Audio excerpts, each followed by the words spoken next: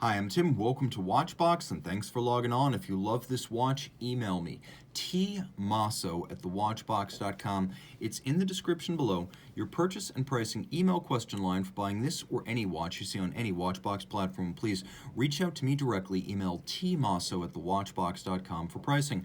Today, we're discussing a 2018 limited edition of 1,948 pieces.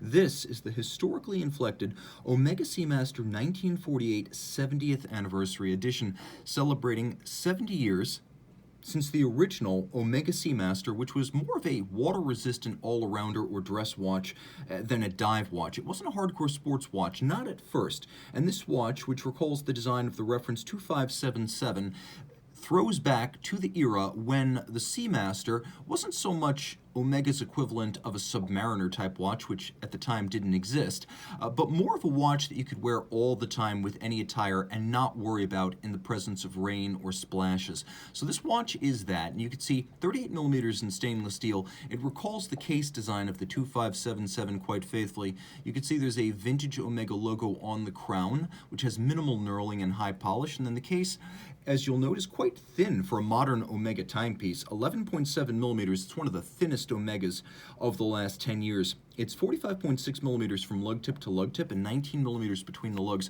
So while it's not as small as the original, nor is it particularly large by modern standards, this is a watch that on my 16 centimeter circumference wrist wears really nicely. Now I could recommend this for a wrist as small as 13.5 centimeters circumference. So if you're into the vintage game or the vintage look, this is a unisex option for him or for her. Flat enough that it'll easily slide underneath the cuff, particularly because the thickness is largely a result of the cambered sapphire that looks like a plexiglass. Take that away, and this watch is probably around 10 millimeters thick. This is a very impressive timepiece in terms of how it fits and how it sits.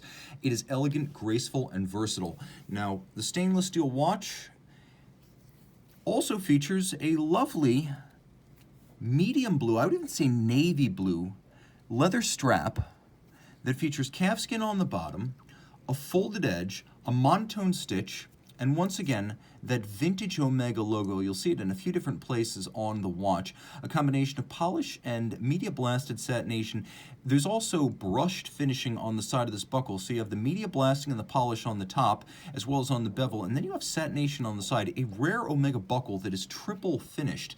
Now the lugs are broken out from the case band as they would have been on the original. The lugs are polished. There's a little bit of a bevel on their sides. And then the case band is all of satin. The case back as well as the bezel are polished for contrast, and we'll roll around to the crown. Once again, that vintage Omega logo. We have that dramatically box section sapphire to look like a plexiglass as it would have been in 1948, and we have a nice matte or opaline sort of frosted, lightly grained dial with applique dart style indices that are faceted down their center for better contrast. We have quarter Arabic numerals applique and applied vintage style Omega logo. The one place where they don't defer to history is in the printing of coaxial master chronometer on the dial. So that's there. You at least know what you're getting, but that's a departure from historical precedent. We have polished Dauphine style hands at center. There were actually two versions of this Seamaster 1948. One had small seconds. The small seconds version did not have lume. This one does have lume, so it's a bit more versatile as an everyday watch. And again, in stainless steel with sapphire crystal, you're not making a lot of compromises here to get that vintage aesthetic. Turn it all over, and the first thing you notice has nothing to do with Omega. Signs of the times, we have here a Chris Craft launch and a British Gloucester Meteor jet. These craft were current at the time of the original watch's debut. Look a little bit deeper, the machine within is the Omega Caliber 8806, basically the 8800 from the Diver 300 meter, but without the date. The watch is a limited edition. You can see number 44 of 1948, and that would be my lucky number, 11 or a multiple of 11. Now, the movement is an automatic winder with stop seconds and a 55-hour power reserve, single barrel. It is a 35 jewel watch with a full balance bridge and a free sprung index for shock tolerance. It is effectively amagnetic, a master chronometer. It can withstand more than 15,000 Gauss, which is ridiculous, and it's effectively an amagnetic watch. It beats away at 25,200 vibrations per hour because that is the Swatch Group's convention for watches with silicone hairsprings. It is 60 meters water resistant, so this is more of a highly water resistant formal or dress watch than a swimmable timepiece. And the movement is a coaxial escapement, which means it has the tangential contact, direct and indirect contact or impulse escapement that George Daniels invented in 1974. Omega, under Daniels, industrialized in 1999, and today the tri-level versions, which is what this has, are wonderfully regular. They meet the master chronometer or METAS standard developed by Omega and the Swiss Federal Institute of Metrology.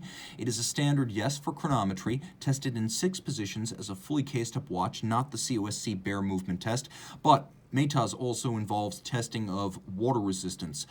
Precision, yes, in 6 positions, anti-magnetism, shock resistance, winding efficiency, and power reserve. It's just a more comprehensive test. Reach out to Team Mosso at thewatchbox.com for purchase and pricing details.